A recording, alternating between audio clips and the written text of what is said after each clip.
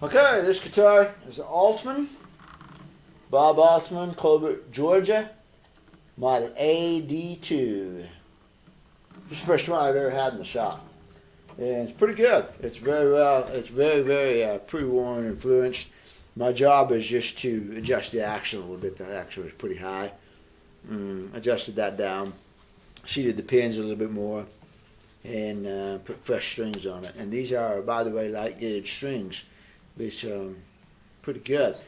So we looked this guitar over quite a bit, and it's very pre-war influence. The bracing is very light. It does not have a popsicle brace in it. The back braces are the correct pre-war height. It's got little wood side strips on it, which are pretty cool. I think that's a good move. And the overall impression of the guitar is a really light built top. You can see a belly on here. The first thing that struck me as when I looked at it, it reminded me of the long guitar that I did a couple weeks ago, and it was also a very light built guitar. And I think this one sounds really good. It's got that pre-war sort of sound where it's a boom, boom, boom, boom. You know, it's got a definite percussive effect to it here, which really shows up on the rhythm playing, and especially use a little bit heavier pick and hit those strings like that, boom, boom, boom, boom. You get that pre-war woofy effect.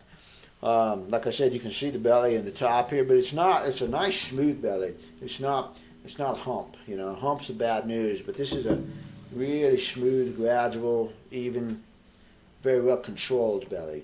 Got a little bit of dip right in here, as you would expect from a light built guitar.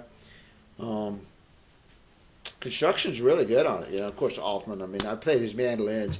When I went to Nashville, my daughter and I went around to all the big music stores, played every mandolin they had, including the ones we couldn't afford. And the Altman was one of the Altmans was one that really struck my ear. An Altman and a Gibson Sam Bush model. And then the Gibson Master model, Distressed, which was way out of my price range. There's three mandolins, and so an Altman mandolin, was way up there. So this is the first guitar I've seen. There were guitars there that day, but I wasn't looking at guitars. We were looking at mandolins. So this is the first one of his guitars I've actually seen, let alone played. So it's nice.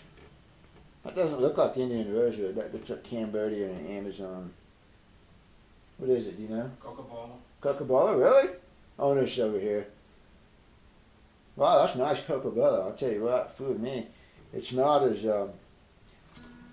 Cocobolo is a heavy wood, though, and this guitar is not heavy. Surprising. That's nice. Well, that's what gives it a ring, then. Yeah. Oh, that's nice. I'm impressed now.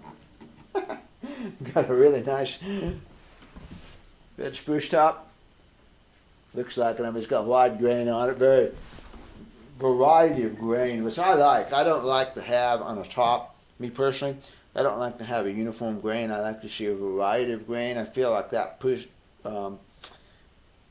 different tones into the instrument. And this is really nice.